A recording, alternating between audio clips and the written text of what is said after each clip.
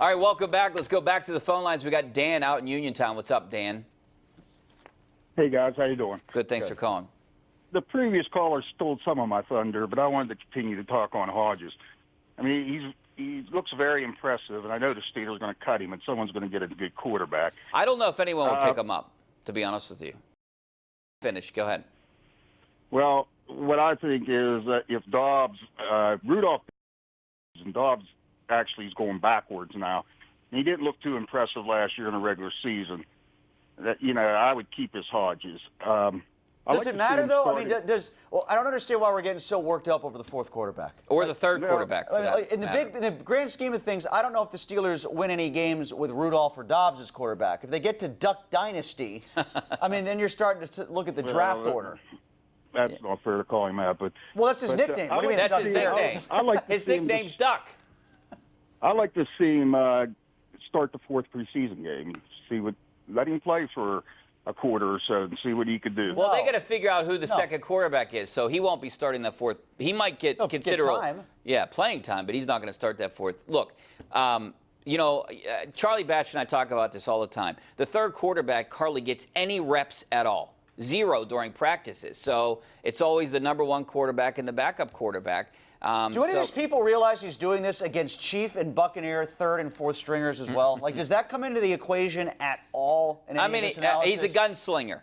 That's what I guess people like that. But he's probably going to not make the team. He's not going to make the team. And he's had a great camp. He's an maybe he'll be in the XFL. Yeah, maybe he'll be in the XFL. Maybe he'll be in the NFL. But again, I think there are so many bigger fish to fry here to talk about where the Steelers are going into 2019, as opposed to the guy who, in a best-case scenario, will never be dressed on game day. Here, I'm more worried about who the backup is going to be, and I would consider keeping 2 quarterbacks to keep another receiver or defensive back or linebacker or someone else that can play special teams instead of a third quarterback that really can't help you, in a game because they're always inactive. Let's go out to Will in McKees Rocks. What's up, Will?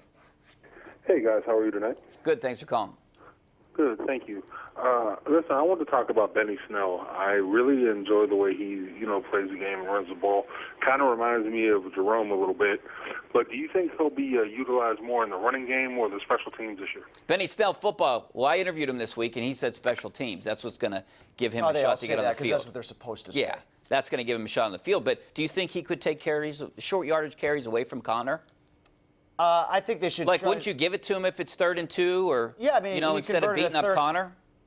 He's your go-to running back. I know, but we didn't beat him up. Well, he's your starting running back. Give him the ball in 3rd and 2. Take a little bit of a workload off of him. I want to see Snell dotted in. It's just not what they do. I mean, I think there's talent there. It was a good pick where they got him. He will contribute on special teams because he's going to have to. Somebody's going to have to play the roles of, like Cody Sensabaugh and Darius Hayward-Bay. He made a good play yesterday. He made a good play on special teams, and he converted a 3rd and 2. But his primary job should be the backup running back to James Conner.